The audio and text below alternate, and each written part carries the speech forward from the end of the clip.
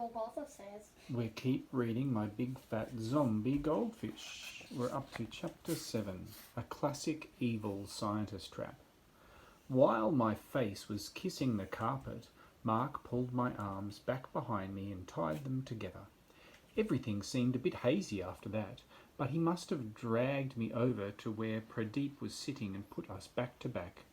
He had piled up some comics and stuff next to us, and there was a shadow of something over our heads.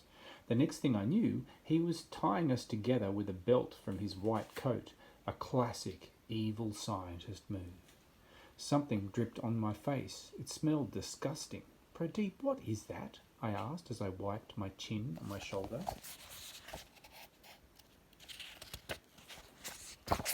Huh?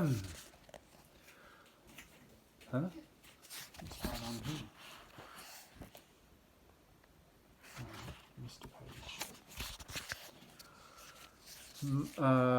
Max mot ma mishmo mi mot smith mixik minky mot moments, Pradeep mumbled.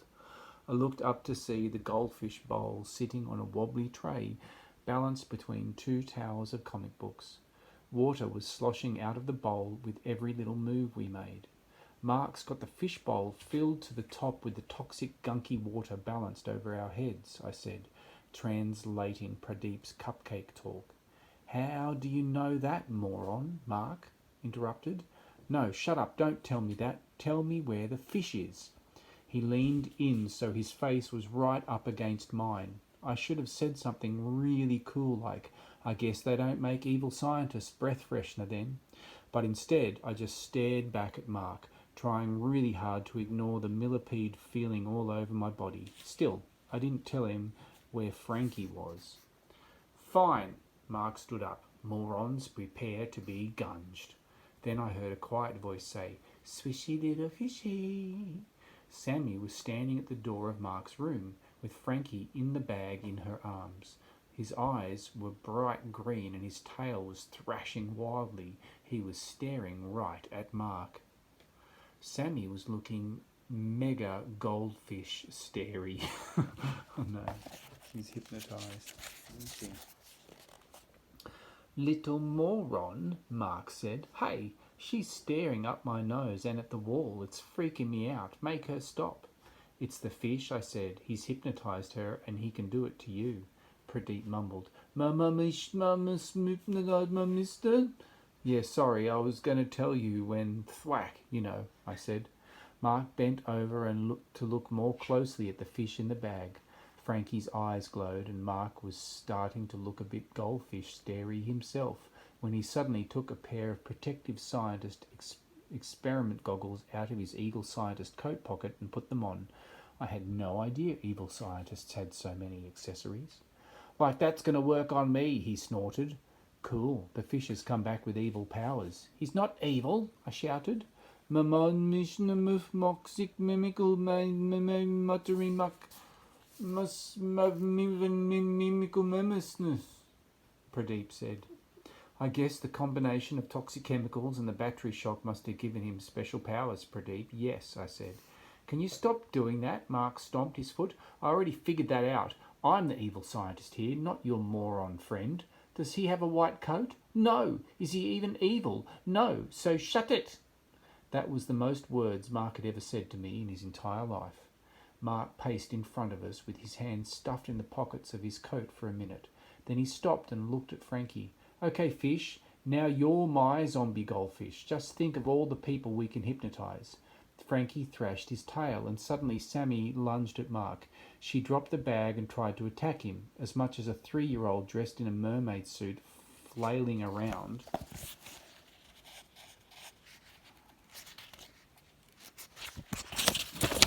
Flailing around can be called an attack. Swishy little fishy, she squealed. Mark just picked Sammy up and wedged her bottom first into his Star Wars waste paper bin. Her mermaid tail flapped helplessly against Chewbacca's face as she struggled to get free.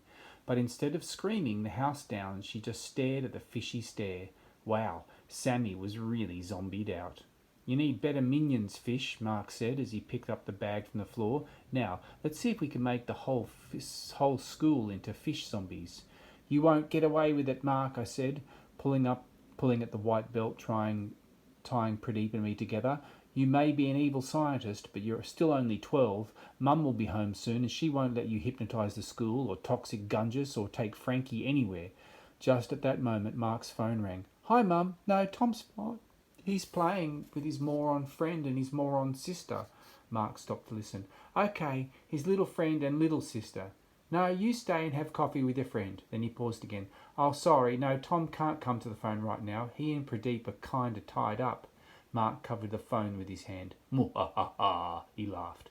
Mark was getting way too comfortable with his new evil laugh thing. Then he spoke again. I'm fine. I'm just finishing my science homework. Chapter 8. The Great Escape.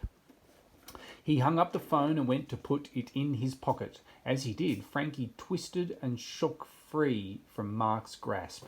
The bag landed on the carpet and Frankie started to roll for the door. Yes, Frankie was escaping. Mark walked over to Pradeep and me and tapped the goldfish bowl above our heads. Fish, he called. Say goodbye to the morons. Frankie paused and looked back at us. Go, Frankie, I shouted. Get away now. I felt Pradeep's body go all tense as he prepared for the gunge to hit us, but the glow in Frankie's eyes faded as he looked at me. I shook my head and mouthed the words, Frankie, go! But Frankie stopped thrashing in his bag and stayed still. Good choice, Fish. Mark walked over and scooped up the bag. Remember, if you won't help me, then it's flush time for you. No, I shouted. No, Pradeep moaned. Fishy, Sammy squealed and held out her hands. Now, let's get ready to hypnotise Mum when she gets back, Mark said as he strode out of the room, clenching Frankie's bag tight in his fist. Of course I will let you watch TV whenever you want and make sure your evil scientist coat is brilliant white for when you take over the world. Anything else, dear? Oops. Do you think he's going to hypnotise Mum? Mark slammed the door. We looked up to see the bowl balanced above our heads, rocking back and forth. It was going to fall. I felt Pradeep trying to reach up to grab the knot in the belt around us, but his wrists were tied too tight. The bowl wobbled more with every move we made. Green, slimy water dripped on the back of my neck. Pradeep stretched his fingers as far as he could, but it wasn't enough.